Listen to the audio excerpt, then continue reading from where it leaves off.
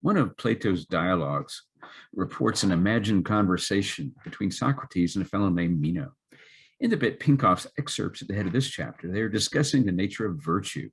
This is a common kind of discussion in Plato's dialogues.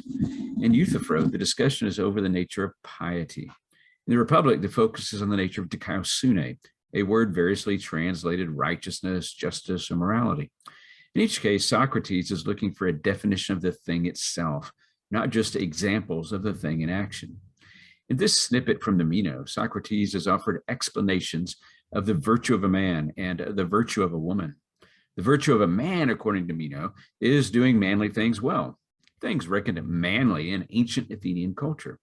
Similarly, the virtue of a woman is doing womanly things well, again conceived within the context of ancient Athenian culture. If we could go ask Meno, he'd probably say that his explanations of the content of these virtues, which we can see clearly as limited to his historical and cultural context, were representative of manly and womanly virtues always and everywhere. You see on page 74 that Pincoffs isn't against Meno's general approach, but thinks his way of sorting virtues is deficient. He's not much happier with Socrates' approach, however. If you read the dialogues I mentioned a moment ago, you notice that while Socrates is really good at knocking down every proposed answer, he's notoriously bad at coming to any conclusion. When he discusses the nature of piety with Euthyphro, for example, he parts company at the end, still, we're led to believe, unsure what piety is. In that case, understanding the nature of piety was existentially important for Socrates. He'd been charged with corrupting the youth of Athens and with impiety, a failure to be sufficiently pious. We'll see reasons in this chapter to think virtue and understanding virtue are important. Maybe such understanding will even prove useful in our quest to understand the nature of the good life and our attempts to achieve it. I'm hoping it's not a life or death matter for us, however.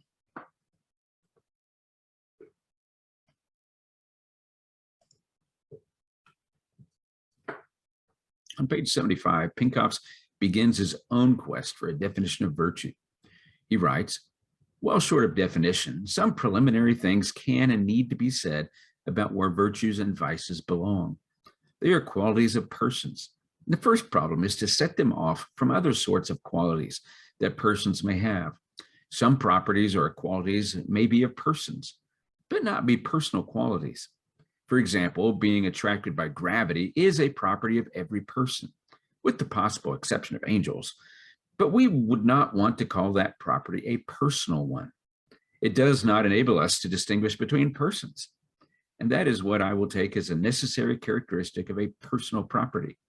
On the other hand, some qualities that do enable us to distinguish between persons do not yet seem to be personal in the appropriate sense, the sense in which they are relevant to the kind of distinction that we would like to make. Thus, some persons maintain a body temperature of 98.1 degrees Fahrenheit, whereas others maintain a temperature of 97.9 degrees. Some have black hair and some have red. That Rocky has red hair tells us something about him as a person, only if we associate having red hair with properties of a different sort, such as being pugnacious or aggressive. Yeah, you get the idea here. Pincoffs is looking for personal qualities, qualities that persons have. Because we have physical bodies, we have some properties in common with other physical objects. We have some properties in common with other, but those properties don't differentiate us from other persons. Likewise, there are physical and biological characteristics that do differentiate us from other persons, but they have no correlation to our character, to what kind of person we are. It's the kind of person we are that Pincoffs is interested in. You'll notice that he picks on a hypothetical fellow named Wiggins to illustrate this approach. Not all answers to the kind of person question generate responses that go where Pincoffs wants to go. He suggests the possibility of telling a revealing story. I think that kind of response is better than one alternative, the attempt to smile approvingly or to frown and shake one's head. This latter response might be helpful if we knew Wiggins and his context, but in general gives us no useful details to the general question. It also won't do to point out Wiggins' personal characteristics, regarding physical appearance or point of origin. Pincoffs is looking for characteristics of Wiggins, not our response to Wiggins, and not ephemera about Wiggins. On pages 76 and 77, Pincoffs gives us a long list of character traits we might consider when we describe what kind of person Wiggins or anyone else might be. Take a look at this list. If you had to pick 5 that either describe you or that you wish were descriptive of you, which would you pick? Are there any on the list that you hope don't describe you at all? Pincoffs identifies some common features of the items on this list. He says that these properties are not static ones, such as specifying weight or place of birth. They're dynamic, having to do with tendencies or dispositions. Let me stop for a moment and highlight that word disposition. We'll be seeing it quite a bit in this chapter. It's a major part of Pincoffs' definition of a virtue and his understanding of what they do. Pincoffs continues, these properties concern the way in which Wiggins typically moves through life, his reactions and attitudes, as well as his actions. They also seem, at least potentially, to be grounds for preference or avoidance. Consider this action of moving through life. The characteristics that Pincoffs is going to want to consider virtues are those that usually apply to the whole course of our life in the world. They are not simply occasional or passing responses. They are reliable and persistent indicators of what we're like. On page 79 and following, Pincoffs distinguishes between habits and dispositions. Habits and dispositions are related. First, he says, there are a great many habits that are evidence for dispositions. For example, the habit of twitching one's foot is evidence for the proposition that one is nervous. There's also a lack of necessary connection between habits we observe and the dispositions we're looking for. Picking on Wiggins again, Pincoffs suggests he may have a habit of tipping his hat to ladies. We could even observe that he does this habitually. If a lady comes into his presence, Wiggins tips his hat. We might interpret tipping one's hat to be a polite act. But does the fact that we see Wiggins has this habit tell us that he is polite? Maybe, maybe not. There's much more to the disposition of politeness than tipping one's hat. Coming at it from the other direction, Pincoffs considers the virtue, the disposition of courage. There are recognizable habits associated with this disposition. Courage involves the habit of leading. But that's not all that it is. It's not reducible to this single habit. Developing habits, Pincoffs says, may be the best way to develop dispositions, but more is needed. We see some of the depth of dispositions in Pincoffs' account on page 81. He says, dispositions, as I understand the term, are not just tendencies to act in certain ways, but also to feel, to think, and to react and to experience passions. Now, let me begin with a peripheral point here. Notice that he says dispositions as I understand them. Dictionaries are great tools. They are easily and readily accessible. We don't have a physical dictionary in our presence. We can whip out our phone and ask Mr. Google for a definition. Dictionaries can be useful at giving the most common range of meaning a word has in the given language. What they don't do is explain the meaning of a word as the author we're considering understands it. Some authors, like Pincoffs here, go to great lengths to explain their use of a word. Sometimes their explanation aligns pretty closely with what we might find in our dictionary or find offered by Mr. Google. Other times we might find authors who put all the work on us to determine their idiosyncratic use of the word, a use that deviates in important ways from what we may find in our dictionary. Understanding that the meaning of words is determined by their use in particular contexts and not by the legislative fiat of a dictionary maker will serve you well not only in your philosophy classes, but also in other academic disciplines. Who knows? It might even help you in your day-to-day encounters with words in the wild through conversations with the people around you. More specifically on our topic at hand, We see that for Pincoffs, dispositions, which may primarily be understood as tendencies to act in certain ways, are not merely that. Dispositions include tendencies to think, feel, react, and experience things. Dispositions affect our perceptions and understandings of the world. They are expressed in what we do and our reasonings about why we do what we do. On page 82, Pincoffs turns to the consideration of controlling virtues in dominant major ethical theories. He writes, for Kant, conscientiousness is the virtue. For Mill, as a representative of the utilitarian tradition, the virtue is benevolence. For some ancient philosophers, there were 4 cardinal virtues, and the church fathers, accepting these, were willing to add only 3 theological ones.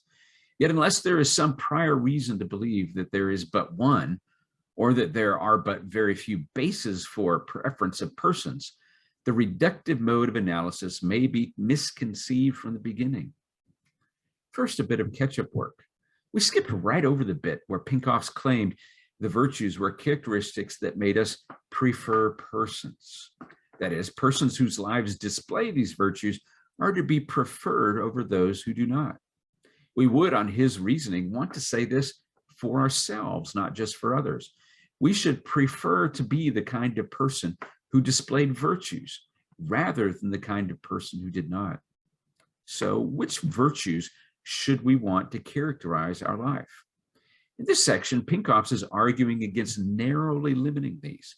Not only should we not reduce our catalog to a single virtue, as if achieving and practicing that single virtue would lead us and the people around us into the good life, we should think in terms of the more the merrier.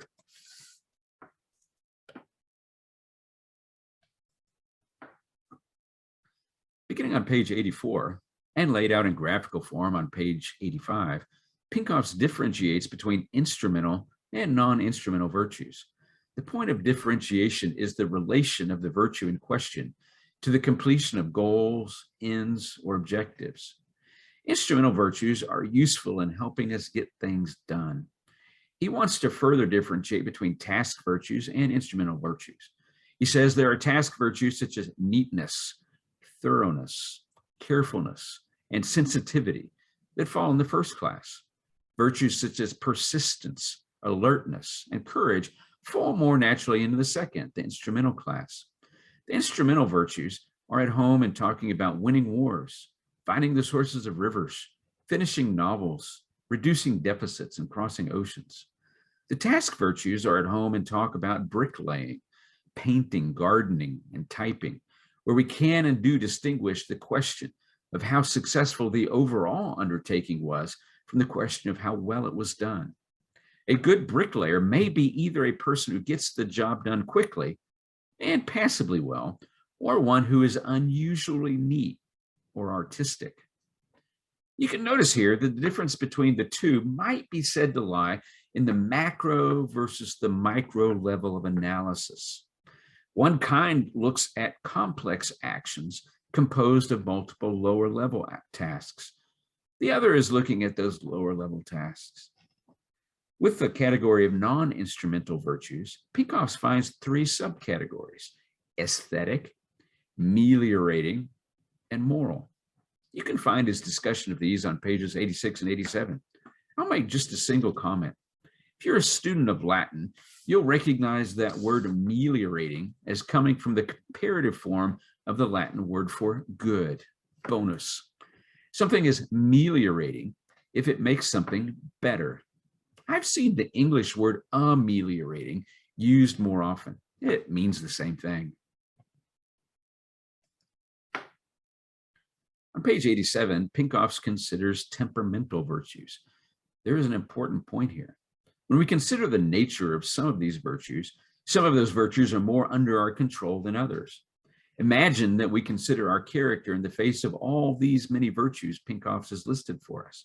We decide that we'd like to develop our character, either by improving the expression of a virtue in our life or acquiring one from scratch, a virtue we don't perceive in ourselves at all yet.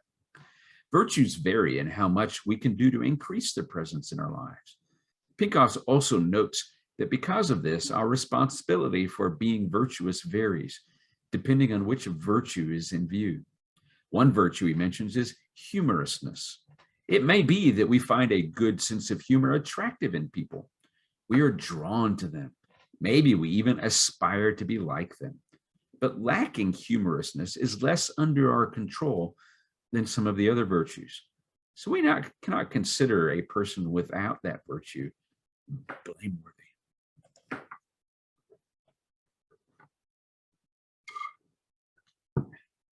There are also virtues that relate to our attention to interests, our own and those of others. We could helpfully think of these from an Aristotelian perspective in terms of excess and deficiency. We can have too little concern for the interests of others or of ourselves. Similarly, we can have too great a concern for the interests of others or of ourselves. The vices run in both directions. On page 91, Pincoffs connects these virtues to the nature of moral community.